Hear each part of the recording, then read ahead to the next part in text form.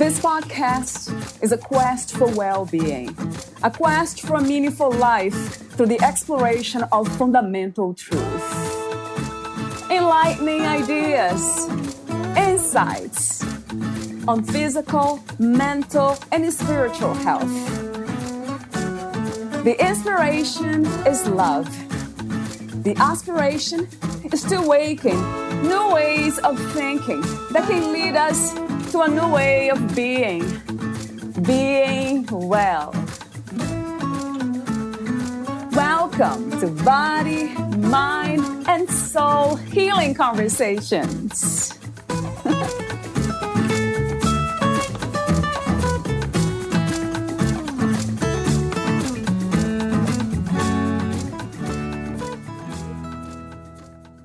Dr. Peter Salerno believes that people make positive and lasting changes based on the insight gained during the process of psychotherapy.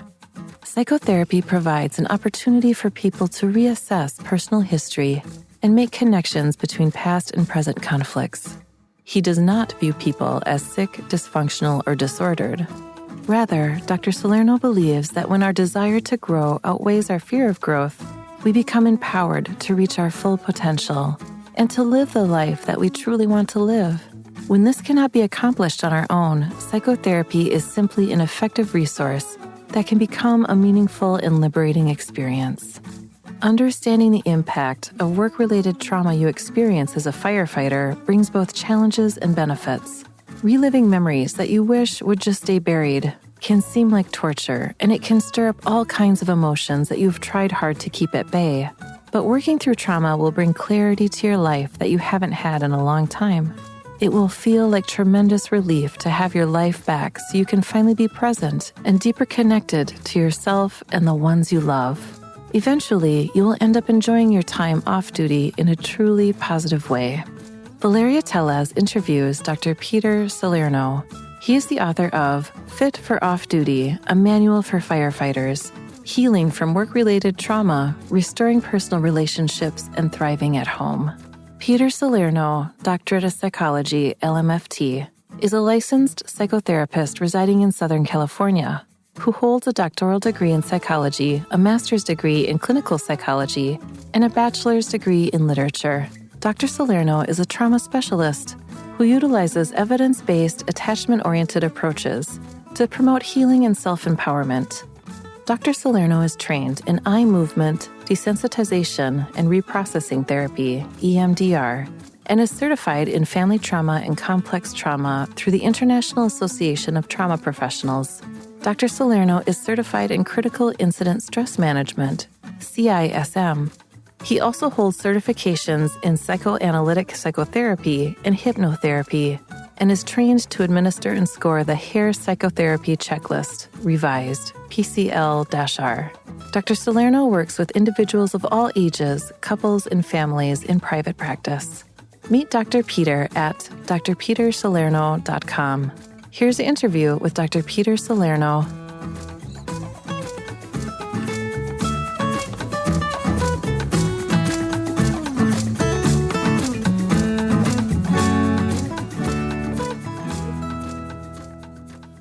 In your own words, who is Dr. Peter Salerno?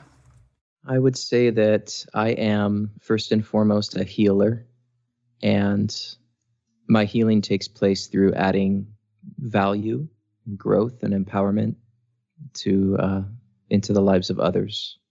What is healing to you, and what are the obstacles to healing? I would say that healing to me it's a process. It's not just a sort of a concrete or there's no finish line to it. I don't believe. I think it's more of a progressive experience. And I would say that it's something that involves self-realization, self-exploration, and certainly can be promoted, encouraged through others. But I think ultimately it's a way to achieve self-reliance, and obstacles to it, I would say, are involved internally as well. I think self-doubt, self-worth, lack of support. I think all those things contribute as obstacles. Would you say that self-love, acceptance, it's part of that self-reliance idea, concept? Absolutely. I think it's self-love is necessary for self-reliance, I would say. And self-reliance doesn't necessarily have to include or have to exclude others, but it definitely involves trusting yourself. And I wonder what that looks like on a day-to-day basis, or moment to moment even, Peter. Could you describe what it feels like and what would that look like to trust oneself? I would say it feels like joy, our ability to get what we want from our own resources, our internal resources. Yeah, as far as what it looks like, I think not everybody, but I think a lot of people have a tendency to look outside of themselves for answers and trust that other people know what's best for them. And I think the self-reliance, the self-love involves tapping into yourself as your own educator almost. You know, it's to draw it out of yourself through your intuition, through your sort of higher faculties, rather than just always assuming the answer's somewhere out there. Another open question I have is about the purpose of the human experience. What do you think that is? I actually heard that somebody talk about that the other day. It was very eloquently said that we all have the same purpose. It's just there are different ways to achieving that purpose. But I believe the purpose is for all of us to kind of recognize that we're all united, connected, eliminate the competition in that, and just kind of focus on being creative with one another. I think we discount our own capacity to be creative and to participate in the human experience through our own creativity. And everybody plays a part in that. It's not an exclusive group. I think we can all participate in that in a way that's very, that flows naturally. What is your idea of spirituality? And do you have any belief systems, views, established ones? That's a great question. And I don't mean any judgment or criticism on anybody when I answer this question. These are just my personal views. I grew up in an organized religion that there was a lot of beauty in it, but also a lot of restrictions and limitations. And after some personal traumatic experiences in my life, I started to venture outside of anything that has bounds or limits. And now I would say that I definitely acknowledge a divine intelligence, let's say, but it's kind of a unique experience for every individual. There's no division is how I see that. And it's so true. And it is the way we perceive ourselves in life, that we can tap into this divinity that is in everyone and everything. And I wonder why some of us don't get there, don't get to see that. Do you wonder why sometimes, Peter? I can speak from personal experience that what was preventing me was fear. Fear is a very powerful motivator. If you believe something enough and it scares you to believe or risk going into something else, that can be very challenging, a big obstacle. Another question I have for you is about the freedom. What is your understanding of freedom? What is to be free? Freedom to me is, I would say it's the capacity to experience joy, which to me, joy is going back to fear. It's the absence of fear. It's the absence of doubt. It's just confidence and knowing, assurance and knowing that you have everything you want and need. And I believe that's very liberating. Yes, it is. I love the way you say that too. So having everything that we need and want in this moment, because I love the idea that we can kind of experience this, which we call life, in a moment-to-moment basis and staying present.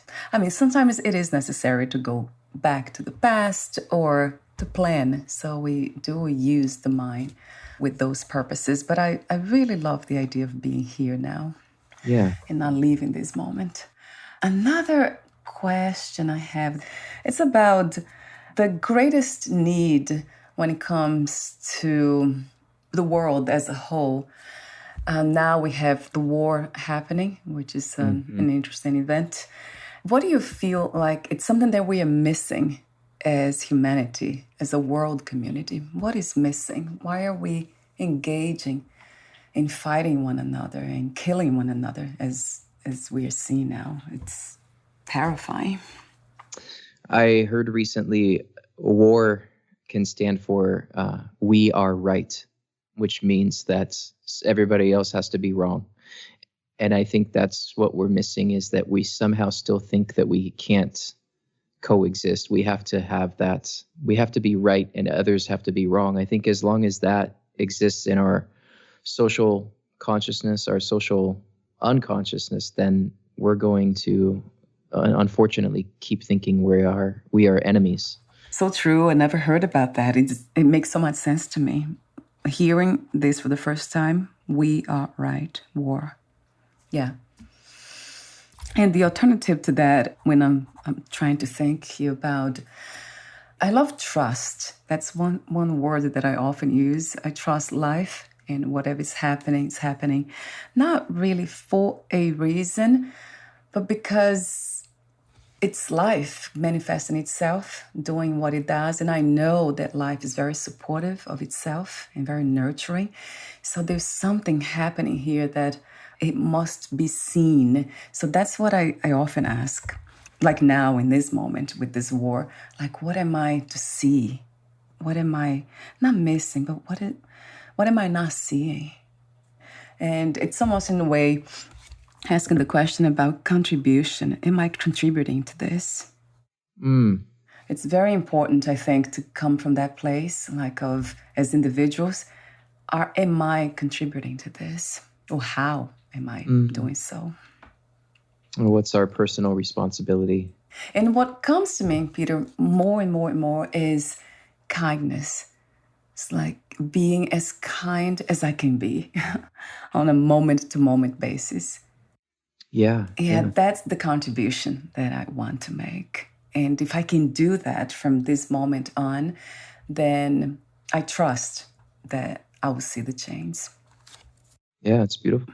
It's almost like a divine message or inspiration. It comes to me in this way. You wrote the book, Fit for Off-Duty, a manual for firefighters. Healing from work-related trauma, restoring personal relationships, and thriving at home. So talk to me for a moment about the main inspiration and intention of writing your book. So the main inspiration is that I grew up, I was raised by a firefighter, and my father was a firefighter. My older brother was a firefighter. And that actually, my father getting into the fire service took place around when I was around the age of 8. So lots of just developmental changes in the human experience at that age. But the work entailed a drastic shift in family dynamics, with my dad normally working a 9-to-5 job up to that point to all of a sudden being gone and being exposed to all kinds of possible, critical incidents and emergencies. And I noticed when I was really young, I was already kind of healing, counseling, mediating. And I just recognized even the entire spirit of the household shifted into despair, sorrow, which all accompanies trauma, right? As I grew up and started working and serving in the helping profession, I started noticing a lot of people who work in the first response and in these services were gravitating towards my practice. And it can be kind of tricky because typically it's not their go-to to seek outside help. They're not trained to, they're not encouraged to. I was looking for a way that I could relate to them and give them something that would instill some hope so that they would come back and continue the courageous work of healing.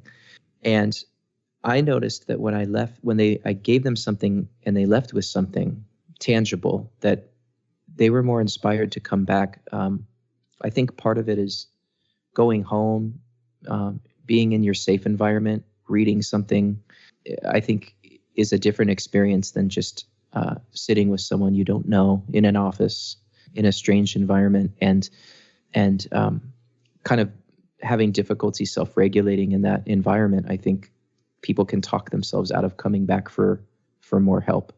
So that's pretty much the reason why I wrote the book, is to obviously, I think anytime we do something like this, it's for our own self-healing too. I think I healed in a lot of ways writing this from my own experiences with my family. And I just wanted to offer that to firefighters, first responders who have families of their own and might not understand quite why they're having difficulty connecting. Just wanted to offer a resource for that. How do you see mental health these days? How would you describe what is to be mentally healthy? What is to be mentally healthy from your perspective? Yeah, that's a great question. I don't know if my answer will be as common as with other mental health professionals. Yeah. I think mental health is physical and spiritual health. I think it's a lot of the things that happen after trauma have more to do with physiology than psychology. And so I am a big proponent of getting back into your body, learning how to self-regulate your body, which will then help you be more creative with your mind rather than fearful with your mind. So I think a lot of the mental health is really physical health, if that makes sense. Yeah, I never heard it that way. It makes a lot of sense to me. Is that body-mind connection. Of course, the body affects the mind so much. And yeah, we often talk about this here. Like, what is the main influence for our behaviors and for the way we navigate and perceive life? And then I hear a lot about the mind dominating, but maybe I have heard the higher mind, the high mind, which is different than the judgmental mind. I was going to say, when our body is perceiving threat, whether it's a real threat or a perceived threat that is not real, we're not in any real danger, it's our lower mind, we'll say, is pretty inaccessible anyway. It's like our thinking brain kind of shuts down when we're perceiving threat. So it's really important to remember that you have to take care of your body, get your body relaxed in order to think properly anyway. I love that. And with that in mind, one way that I can relate to it, that's not really myself, but my husband, he drinks a lot of coffee. I mean, to me, it's a lot. 2 or 3 cups a day. And I feel like his body, it's kind of, it's almost like being affected by it in a negative way. And I see that he becomes anxious and reactive a lot of times. I know it's not trauma related, but that's how the body can affect the mind, right, Peter? Oh, absolutely. And I think it is actually trauma related in the sense of when we're traumatized or when we're anxious, there's a tendency to look for external agents to alleviate that, but most of them are actually going to contribute more to the problem. Coffee, for example, it's harmless to the organ systems, let's say, but it tricks your brain into thinking it's supposed to be alert when it doesn't need to be. And so that's going to send signals from the body to the brain that we're anxious, right? We're hyper. Before I ask you more questions about your book, I wanted to talk for a moment about the services that you offer: individual therapy, family therapy, and couple therapy. So talk to me for a moment about that, Peter. Are you accepting new clients at this time? I'm currently full, which is a wonderful problem to have. But, that sort of shifts. Some people I've noticed find me when they're absolutely ready and in need, and other people will say graduate and sort of start working on their own So that's always changing, is my point. Yeah, so that's great to know. And also, are you open to everyone else besides first responders and firefighters? Oh, yes, yes. First responders. That's just a portion of my work. I work with all different populations. And firefighters, they are also first responders, right? They're included in that category, are they? Yes. Hmm. I would love to hear more about the therapeutic modalities that you offer or that you use. So you have so many of them, the EFT, also EMDR, which is, I think it's in 2 chapters in your book, chapter 7 and 8, you talk about EMDR.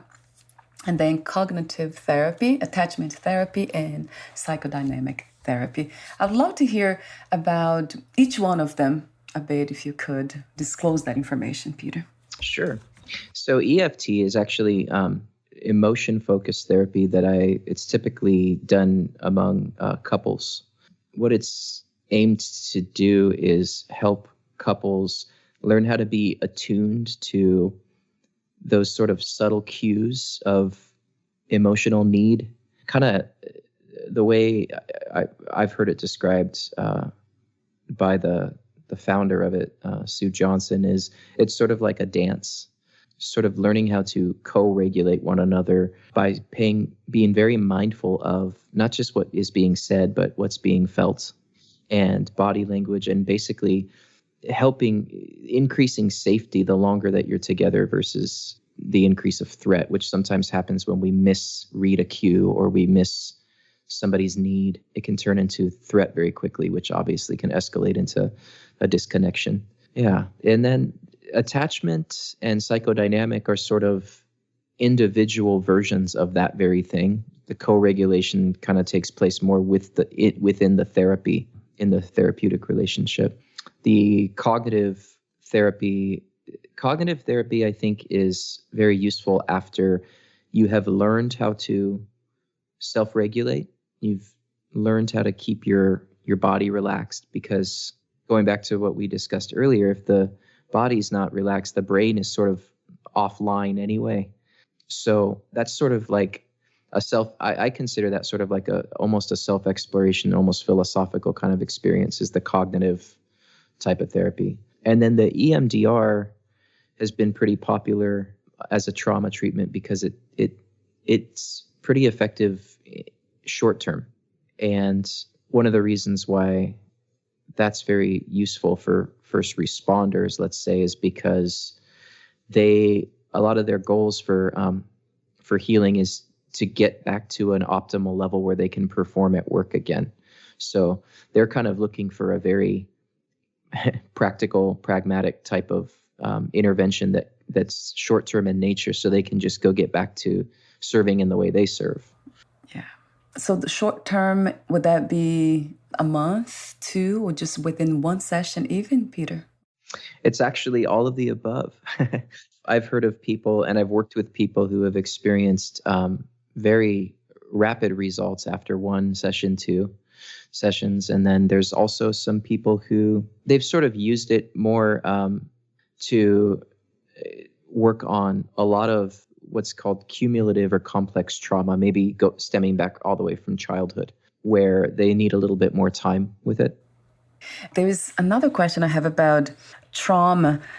What are the best way to learn about our own traumas in a way to be able to recognize when we are traumatized? What is the most effective and direct way to know that? That's a good question. There's probably a number of answers for that. I think one way is if there's anything intruding in your present that's keeping you from being present, it's sort of interfering with your ability to just stay in the present moment. And that can come in the form of anything, maybe some sensory experience or dreams, flashbacks, intense reactions that feel less in your control. I would say it would be worth exploring more where that's coming from. We can also find lots of free resources online that screen for traumatic. There's even the Adverse Childhood Experiences questionnaire is just a pretty popular questionnaire you can find online that's just got 10 questions related to things that happen before the age of 18 that might be contributing to some not being fully satisfied with how you're functioning in life as an adult. And then I think too, yoga, trauma-informed yoga. They have something called trauma-informed yoga, but just anything that would allow you to get really in touch and be aware of the inner workings of your body, I think would also reveal a lot to you. So I remember the question now that I want to ask you before about EMDR is long distance. Would that work? Is that as effective, or does it have to be in person? No, you can do, it's called remote EMDR. It's absolutely effective. I think there are a couple of considerations with it because the process can be activating in nature, that you would want to make sure that that if you are engaging in that with a professional online, you would want to have some safety precautions in place. And as far as the efficacy, though, I've heard that it's just as effective. I think certain EMDR practitioners can specialize actually in doing it remotely. So that would be something you could even search on their official website to find a professional who does the remote EMDR. In your book, you say trauma is not a mental disorder. So I'd love to hear more about this. Yeah, I recognize in my profession we classify and categorize things in the form of disorders. But if you really think about what happens to the nervous system when we're perceiving threat, the trauma is actually a very adaptive response to the environment at the time. When we leave it unattended, it can turn into something dysfunctional. But the actual response we have to a significant event I wouldn't consider that disordered in any way. I would consider it adaptive. Does trauma change the brain?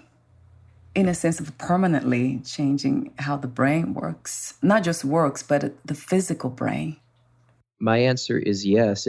A traumatic injury, whether it's something from, brute force, like let's say a physical injury of a car accident, or a traumatic injury coming in from the five senses, is still considered a traumatic brain injury. So it alters the structure and functioning of the brain and the nervous system. The good news is all of that is reversible. We can generate healing. So I wouldn't say anything is ever too far gone or hopeless in that regard. Something you mentioned in your book that caught my attention was about, I think it was a client of yours, that he was feeling like he was weak because he would cry often. Yes. So I would love to hear more about this topic of feeling that we are weak when we are actually traumatized. We are coming from trauma.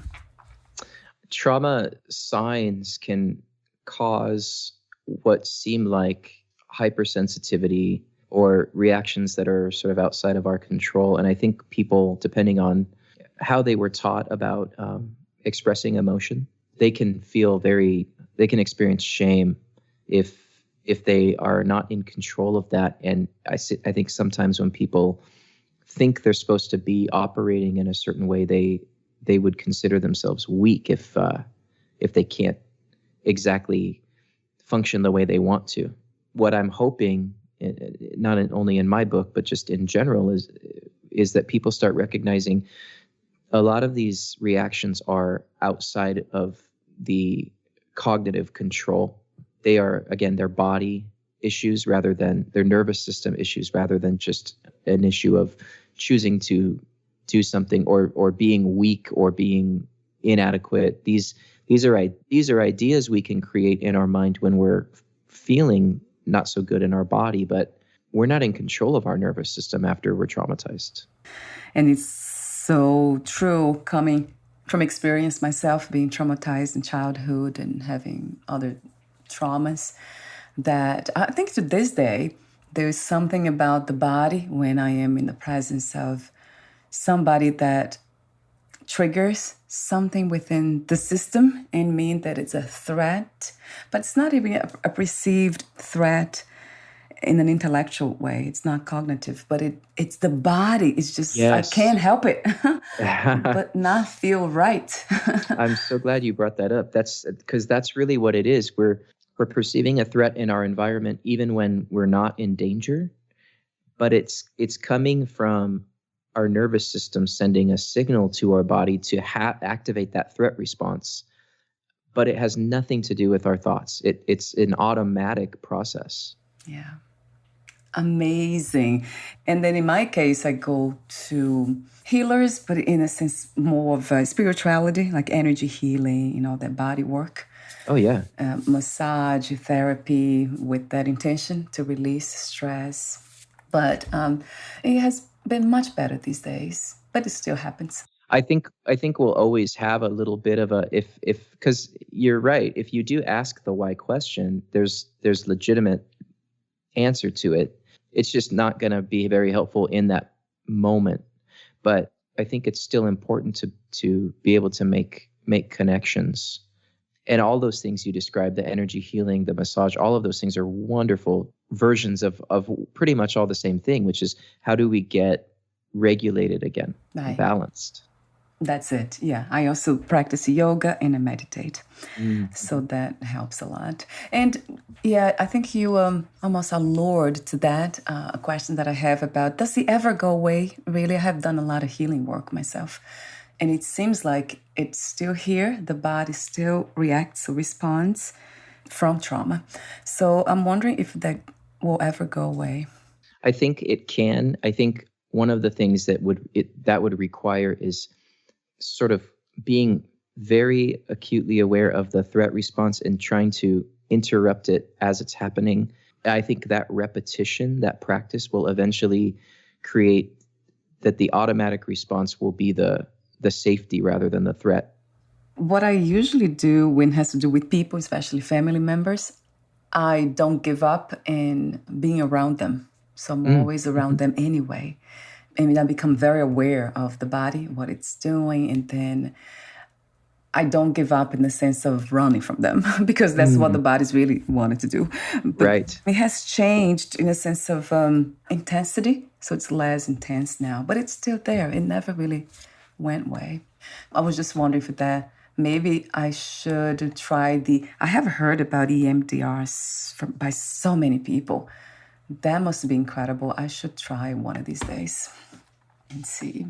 That could definitely be an option because essentially what we're trying to do with EMDR is desensitize responses to the past, to the present, and even the future. There's even a way that you can prepare, as you were saying, like there's this sort of this automatic urge to flee, but you stay. What's really amazing about EMDR is it can actually prepare you for future threats. Yeah, in the presence of the same type of perceived threat, I wouldn't have the same response. The body would. Correct. Wow, that's amazing. And then, sometimes I think about personality types too. I'm an introvert, so it's really not something that I love doing. How do I love people?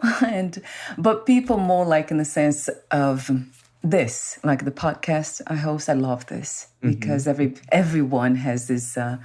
They're healers. They are people that I can just feel very safe and open with them. Yeah. There's no threats at all, and we are not in person too. That might change if we were in person. But it's such an amazing adventure to be in a human body.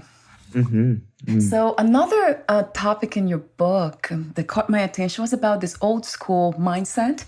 Mentality about enduring or living in pain and being proud of it. Especially for men, right, Peter? It must be more true than for women, or perhaps both of us, all of us. I think historically men have been not given permission to be expressive when it comes to asking for help.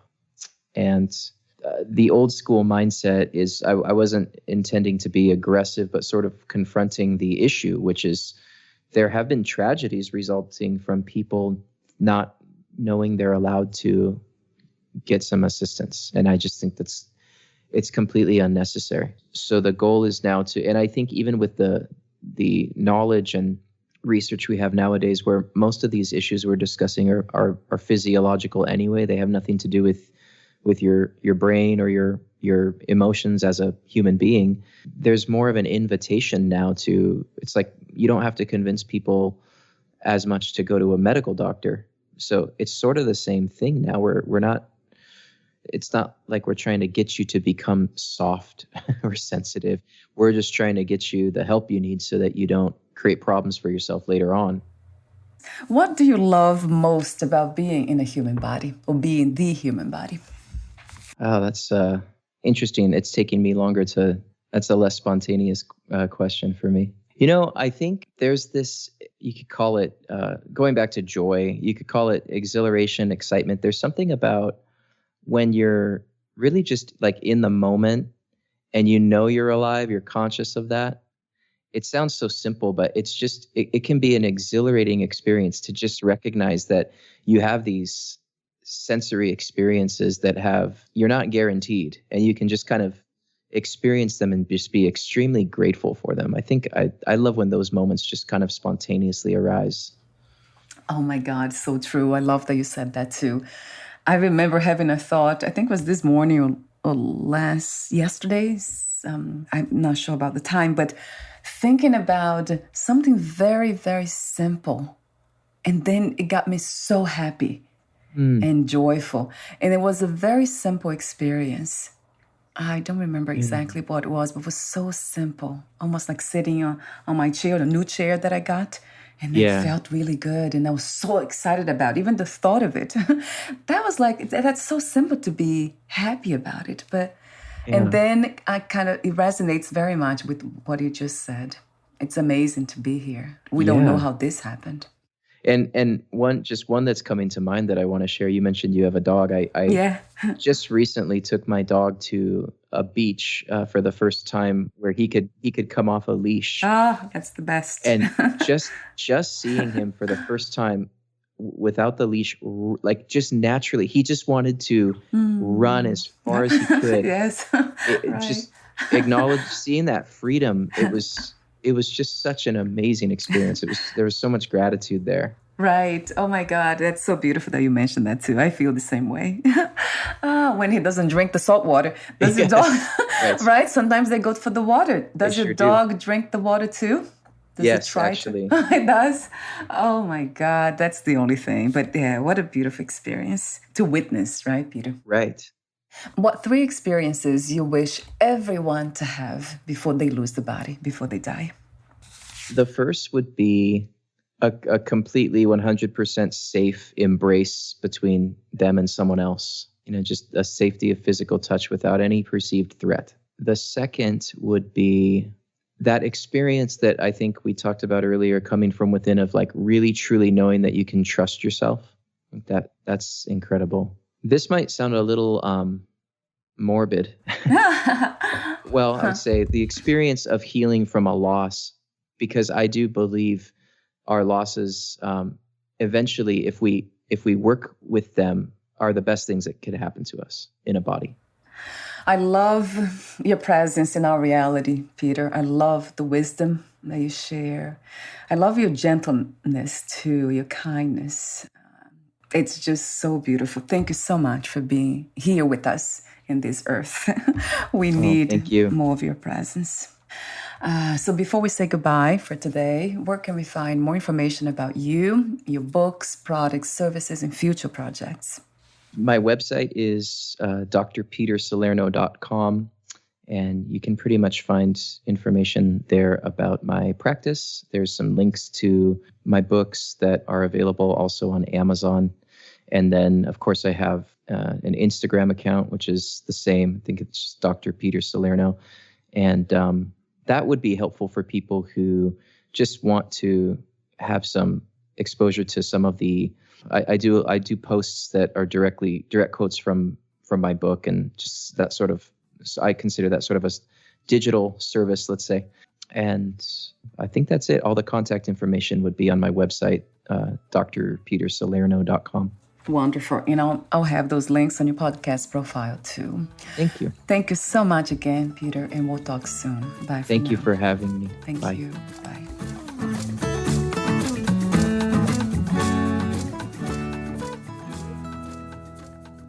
Thank you for listening. To learn more about Dr. Peter Salerno and his work, please visit drpetersalerno.com.